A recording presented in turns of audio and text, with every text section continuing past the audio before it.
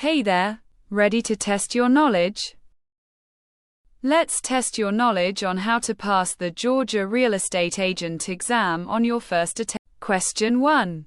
Which statement best describes a ready, willing, and able buyer in a real estate transaction? A. A buyer who is merely interested in viewing homes. B. A buyer who can perform under the contract terms, financing, ability, and is prepared to close. C. A buyer who will only buy if the seller reduces the price later. D. Any buyer who submits an offer regardless of qualifications.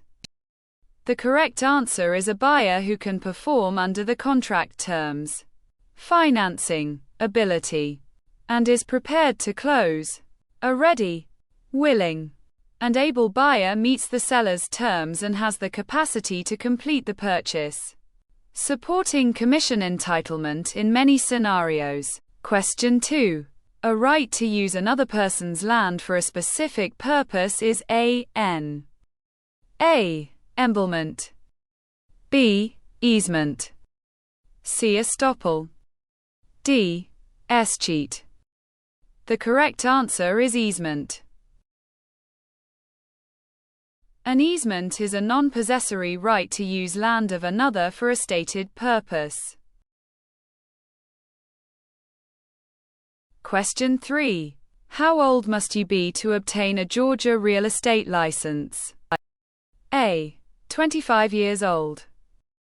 B. 21 years old. C. 20 years old. D. 18 years old.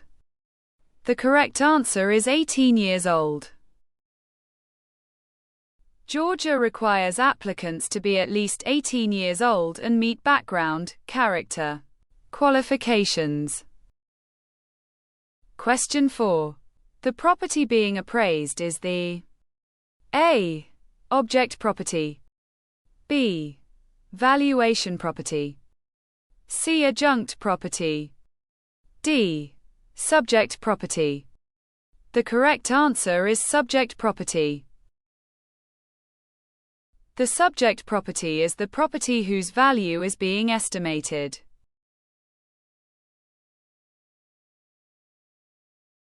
Question 5. Deed restrictions and easements written into a deed are typically treated as A. A turnaround investment. B. Consideration. C. A bad investment. D. Exceptions and reservations. The correct answer is exceptions and reservations. Items carved out of the grant or limitations stated in the deed are commonly described as exceptions and reservations. Question 6. A listing where the broker keeps anything above a minimum net amount to the seller is A. Open listing. B. Closed listing. C. Blowout listing. D. Net listing. The correct answer is net listing.